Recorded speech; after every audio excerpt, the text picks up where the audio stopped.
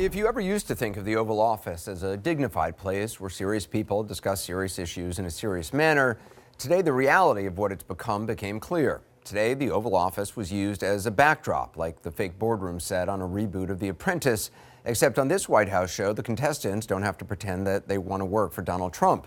In fact, later, one of the participants even questioned the president's manhood.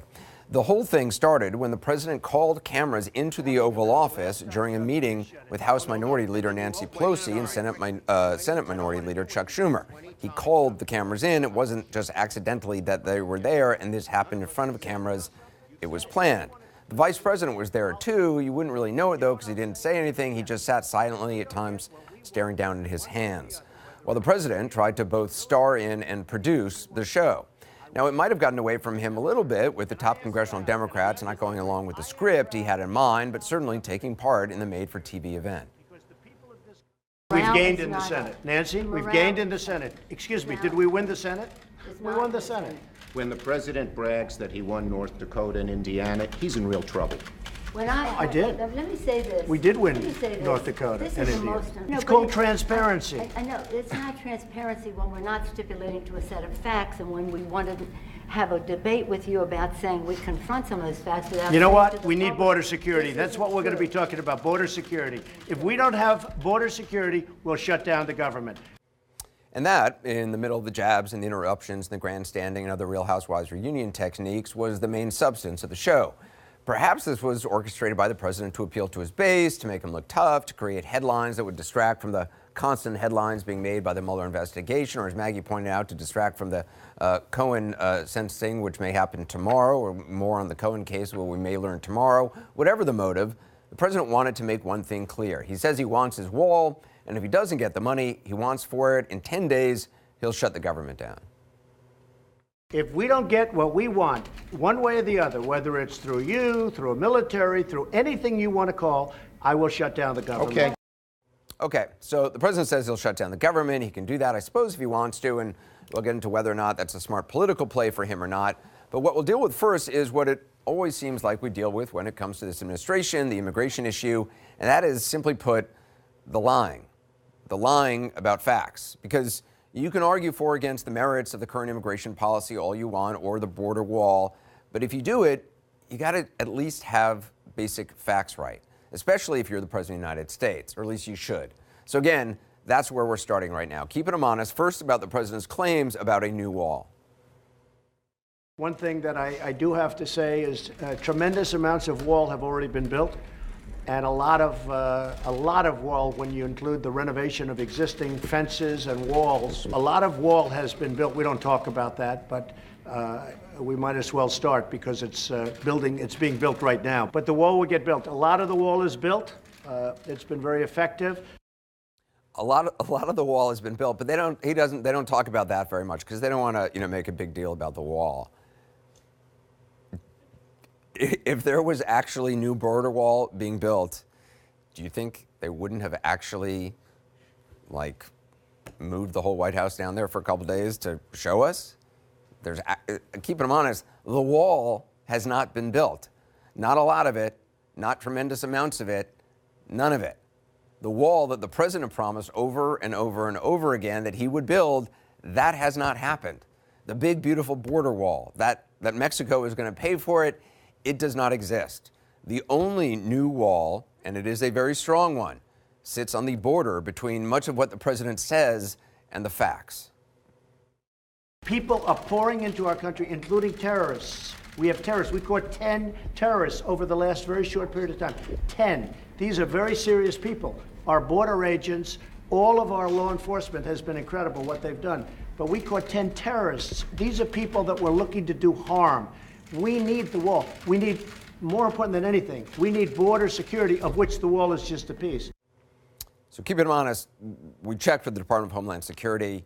They didn't have any specific information about 10 terrorists being caught over the last very short period of time, as the president said. Department of Homeland Security referred us to previously issued information not specific to the border wall or to the southern border at all, referring to efforts all around the world to prevent people on terror watch lists or suspected terrorists or people who have connections to terrorism suspected of trying to enter the U.S. On average last year, every day, the Department of Homeland Security says that they stopped 10 people tied to terrorism or suspected of from trying to travel to the United States. Has nothing to do with the wall or even the southern border per se. It's, in embassies overseas trying to get visas. It's all over.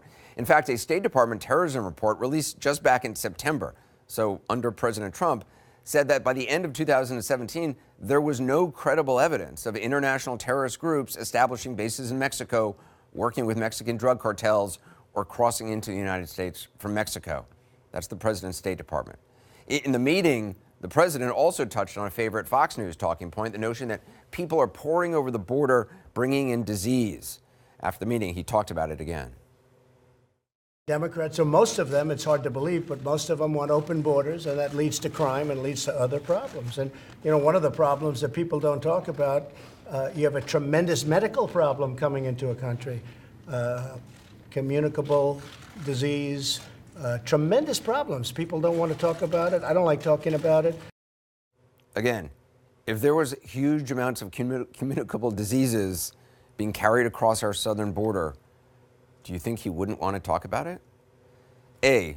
Democrats aren't calling for open borders. They might not want to approach the issue the same way as the president, but open borders, that's not an argument the Democrats are actually championing.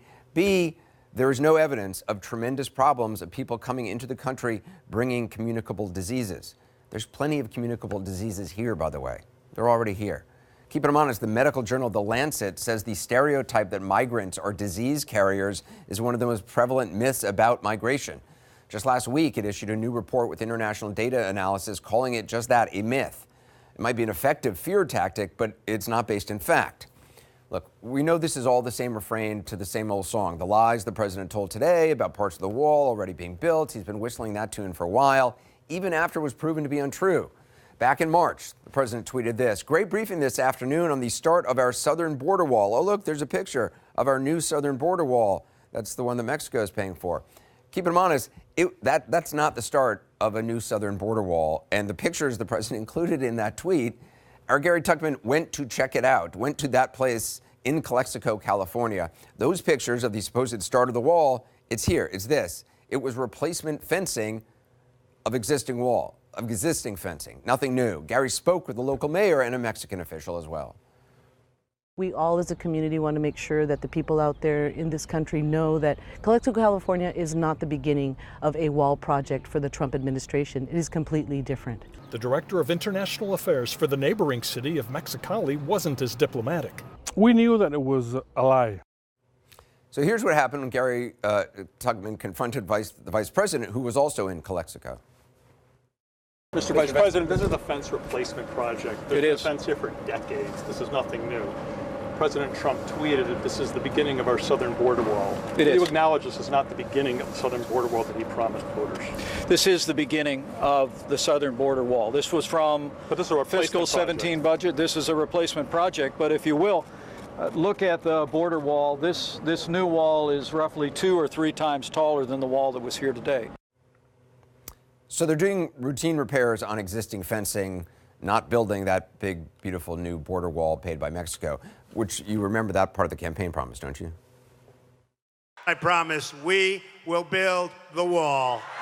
And who's going to pay for the wall? Who's going to pay for the wall? Who?